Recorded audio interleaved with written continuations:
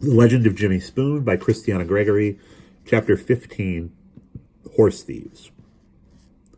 Wild lupine, syringa, and mountain daisies bloomed between patches of snow. The air was cool and filled with the sounds of woodpeckers high in the trees and squirrels chasing each other among the branches.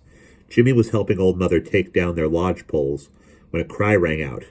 50 horses were missing, stolen in the night by Crow. Gamu raced up to Jimmy, out of breath, his braids swinging at his waist. "They were Washaki's best ponies. Let's go!"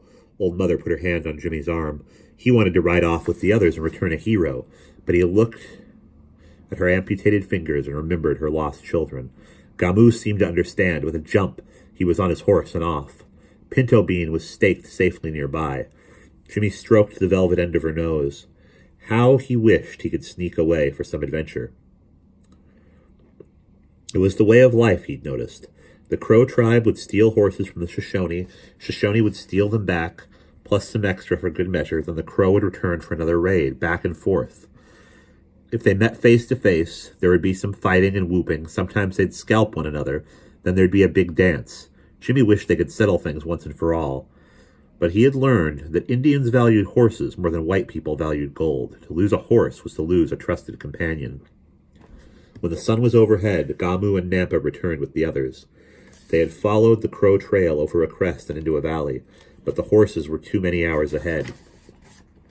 This they could tell from the droppings, which had frozen in the night, and which were spread out from the running. Camp was moved south. After 2 days, they met another large group of Shoshone and traveled together for 4 days until they found plains rich with elk, bojono, deer, and antelope. Here, the tribe could dig for roots under the blue camas flower. Onions topped with pink blossoms were plentiful, as was wild parsley, the roots of which could be ground into meal for biscuits. Within an hour of stopping, the women had raised the lodges near the shores of a sparkling lake. 40 years earlier, the white explorer Major Andrew Hendry was so pleased to have discovered this lake that he named it after himself. Henry's Lake was where Washaki's band would spend part of the summer, as generations before them had. Jimmy spent his days fishing and playing with Nampa and Gamu, who, while old enough to hunt with the men, were just as happy playing near camp. Both were taller than Jimmy, lean and dark-skinned. Jimmy, too, was tanned now, and his brown hair was turning lighter with each day outdoors. The boys were always on the lookout for Poog, and Jimmy hoped this secretly. Nahani. He liked showing off when he thought she was watching.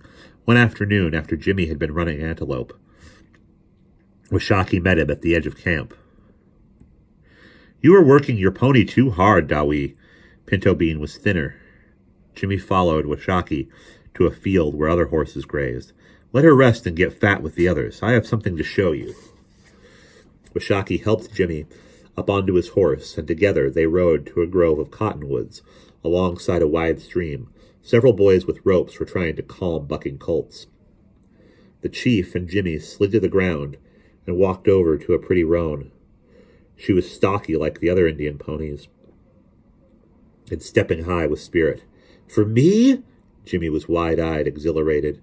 He tried to put his face against the horse's square jaw, but it jerked back on the end of its tether. "She is still wild, but not as wild as the colts. If you can ride her, she's yours." Jimmy reached to pet her again. "Easy, girl, shh." He had assumed all horses were as gentle as Pinto Bean. Now he had something new to think about, something thrilling to think about. Washaki handed him the reins, which were the ends of a long rope that was looped and knotted around the horse's lower jaw to form a simple bit. When Washaki nodded toward the stream, Jimmy untied his moccasins and put them under a tree. He might be in for a wet ride. They waded out to the center of the stream, where the current came up to the roan's belly. The water felt icy around Jimmy's chest, and it numbed his feet. He shivered with cold and excitement. He could see clearly down to the sandy bottom littered with colored stones. Even though there were goosebumps all up and down his legs, Jimmy wasn't about to complain. The Indian boys were diving and splashing one another as if they were in a warm bath.